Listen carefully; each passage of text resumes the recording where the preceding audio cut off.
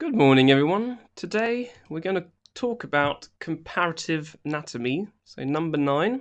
We've done this a little bit when we were talking about phylogenetic trees. The idea is that we're going to compare not just bones. We're going to do bones like we did when we did the phylogenetic trees. But we're going to see that there are other things of anatomy that can be compared. The idea being is that when there are similar structures, well, we can deduce that most likely they are more closely related. If two species have the same structures, they're more closely related. So a word you need to know, homologous structures. The idea is that this word is for structures which are similar. So it can be bones, it can be organs, it can be how the body is organized. It's not necessarily the same function. The key point here is the fact that there is a similarity in how the structure is organized. So the first thing we'll have a look at are forelimbs, and you have the following task: compare the following limb skeletons. Well, we've got the forelimbs of 6 species here: human, horse, cat, bat, bird, and whale. When you look from a distance, you can see some similarities, but some look very different. If we take the horse and the bat, they do seem slightly different. However, all these forelimbs have a similar organization, and that is they have a pentadactyl plan organization. And you always find the same elements. We talked a little bit about this when we were doing phylogenetic trees. There will always be one bone here, so you start off with one bone, and this is the case for all of these species. You've got one bone at the top, then you have 2 bones, 1, 2, 1. So in the case of the horse, they've been fused. 1, 2, 1, 2. It's slightly fused. 1, 2, 1, 2. So one bone at the top, 2 bones in the middle, or bones which have fused, and then you have a set of lots of bones.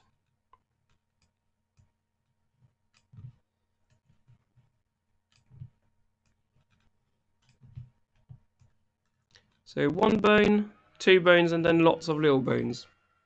So all these species, they had a common ancestor which had this pentadactyl plan. So one bone, 2 bones, so some have fused, some haven't, and a set of bones at the end.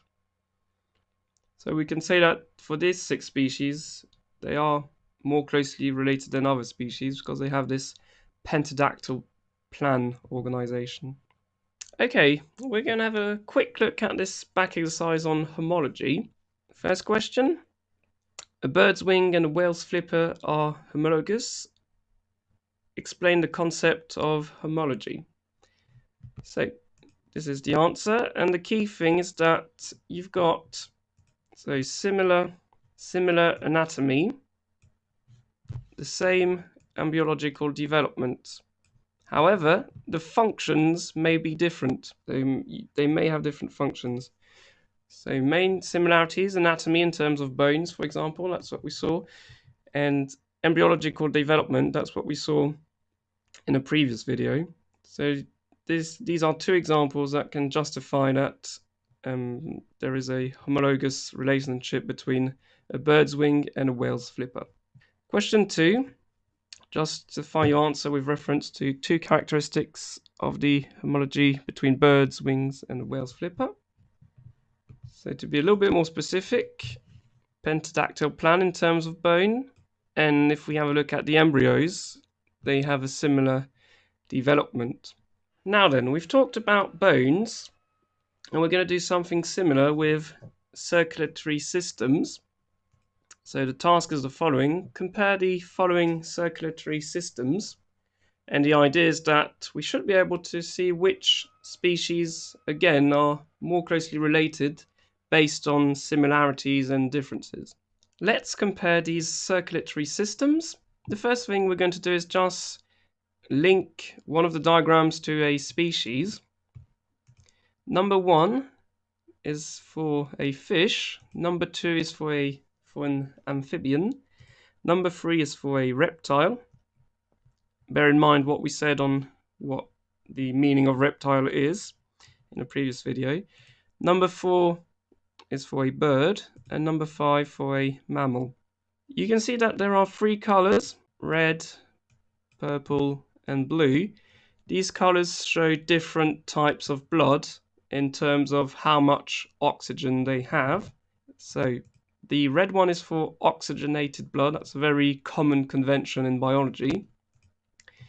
B, mixed oxygenated and deoxygenated blood.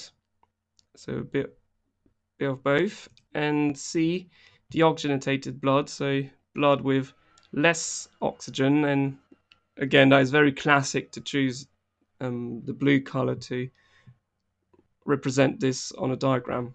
Now that we've said that, we can try and see what are the similarities and differences. So let's start maybe with the more obvious ones. What we can clearly say is that number 4 and number 5 are extremely similar. The reason is the heart is separated into 2 distinct cavities. If you look closely, we've got something called a septum here. So it's like a wall basically, which will separate the 2 pumps, if I may say so. I'm going to take the colors off now, and that will mean that there are 2 pumps, one on this side, one on that side, and same thing here. So they're more closely related because they have the presence of a septum. Now then, what about the others? What's clear for the others is that there is only one big cavity. If you look closely, you've got one big cavity. Okay, so that's the first thing we can say. It seems here that there is the beginning of what could potentially be a septum. So perhaps it could be a possibility that reptiles with these characteristics could be a little bit closer to a bird and a mammal, because maybe there's a mutation which occurred and we see this beginning of a septum, but it's not complete like we can see for the bird and the mammal. Then what we could say is perhaps that the amphibian and the reptile seem closer. And why is that the case? Well, if you look at the types of blood entering and going out of the heart, you can see the following. There's a pattern which repeats itself. You've got non-oxygenated blood or deoxygenated blood which enters the heart here. You can see that there's blue coming in. In the middle, we've got this purple, so a mix of oxygenated and deoxygenated blood. And then we've got one blood vessel which goes out with a mix of, an in-between oxygenated blood. And then we also have one vessel with highly oxygenated blood, and it's the same case here. So we've got this same pattern in terms of number of cavities and how the blood vessels come out with different types of oxygenated, deoxygenated blood. The fish, on the other hand, seems to be quite unique compared to the other ones, because all the blood vessels coming in and out, they are all carrying deoxygenated blood. So we can see that the way the structure of the heart is slightly different, and the circulatory system that goes with it is also quite unique compared to the other ones. So that's what we could say about circulatory systems. So again, you try and state the similarities, state the differences, and try and establish relationships based on that. That's all for today. Goodbye.